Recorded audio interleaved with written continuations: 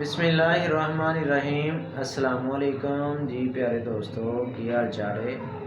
दोस्तों अज असी तुहानूं एक ऐसा नुस्खा दसांगे जिहदे नाल तुहाडी मर्दाना कुवत पूरी होएगी, बहाल हो जाएगी।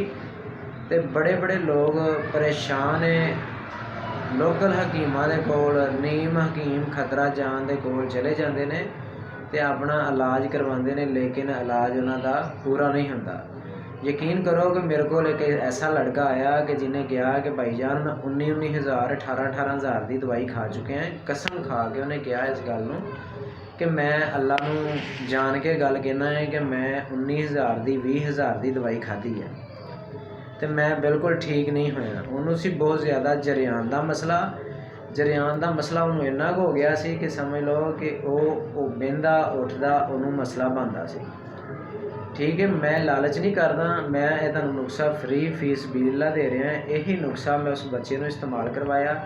यकीन करो कि उन्हें 7 दिन इस्तेमाल किया, 7 दिनों के विच बिल्कुल ठीक हो गया। तो माशाअल्लाह असी तुहानूं मसला जिन्होंने होवे मसाना कमज़ोर होवे, कतरे आउंदे होण, इख्तलाम जरियान का बहुत ज़्यादा मसला होवे या छोटा पेशाब बहुत ज़्यादा आउंदा होवे, बार बार आउंदा होवे, तो तुसी पंसारी को चल जाना है। पंसारी नूं जा कहना है कि मजूने फलासफा दे दे। मजूने फलासफा जो तुसी लै आनी है, अद्धी चम्मच सुबह अद्धी शाम पानी दे नाल ले लो, चाहे दुध दे नाल ले लो। इंशाअल्लाह तुहाडा पुराने तो पुराना मसला कतरे का, इतलाम जरियान का, तुहाडा जिहड़ा मसाना कमज़ोर हो चुका है वो ठीक हो जाएगा।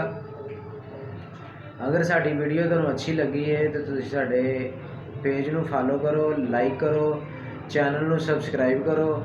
हाँ, दूसरे नंबर पर ਇਹ ਤੁਸੀਂ ਨੁਸਖਾ इस्तेमाल कर सकते हो। अगर ਤੁਹਾਨੂੰ ਨੁਸਖਾ इस्तेमाल ਕਰਨ ਦੇ ਨਾਲ ਤੁਹਾਨੂੰ ਅਫਾਕਾ ਨਹੀਂ ਹੁੰਦਾ, ਤੁਸੀਂ ਰਾਬਤਾ ਕਰੋ। अगर फिर भी ਤੁਹਾਨੂੰ ਤੁਹਾਡਾ ਦਿਲ ਮੁਤਮਿਨ ਨਾ ਹੋਵੇ तो ਤੁਸੀਂ ਇੰਜ करो कि ਸਾਡੇ पेज ਨੂੰ ਤੁਸੀਂ अनफॉलो कर सकते हो।